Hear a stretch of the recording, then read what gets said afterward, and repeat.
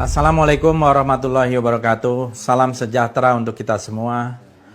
Beberapa hari ini kita diributkan oleh berbagai persoalan yang terkait dengan protokol kesehatan. Apa itu protokol kesehatan? Kita tidak pernah mendengar sebelumnya yang disebut protokol kesehatan yang terangkum di dalam undang-undang. Memang ada undang-undang tentang karantina kesehatan. Tetapi kita memang tidak pernah membayangkan bahwa undang-undang ini akan dipakai, apalagi setahun kemudian lebih terjadi pandemi COVID-19. Saya kira di dalam penanganan persoalan protokol kesehatan ini kita harus jujur, harus objektif, harus fair.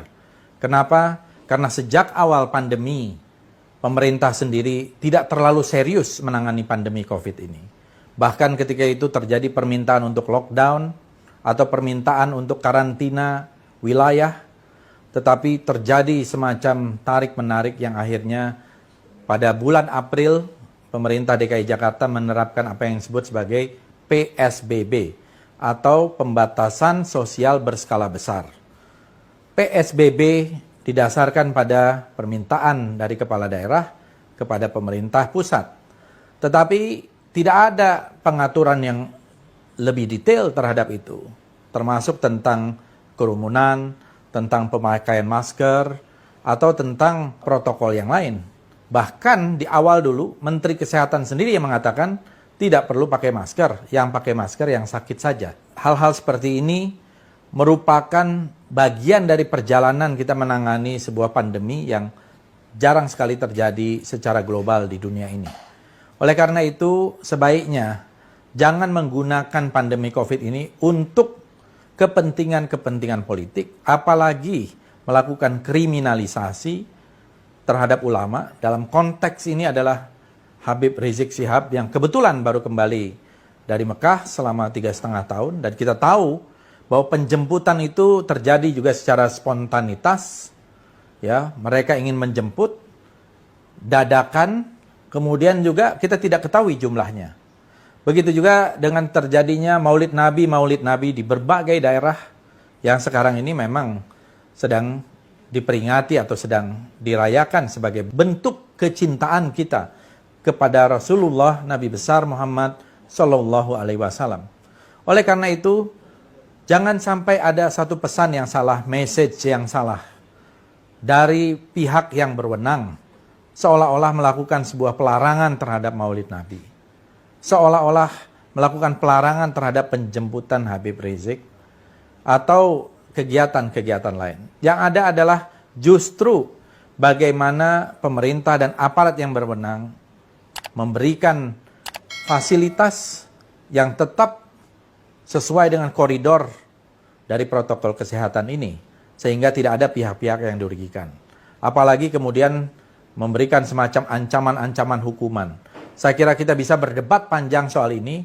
Jangan pernah melakukan kriminalisasi, apalagi atas nama undang-undang yang tidak menyebut secara detail tentang pelanggaran, misalnya berkerumun maupun kegiatan lain.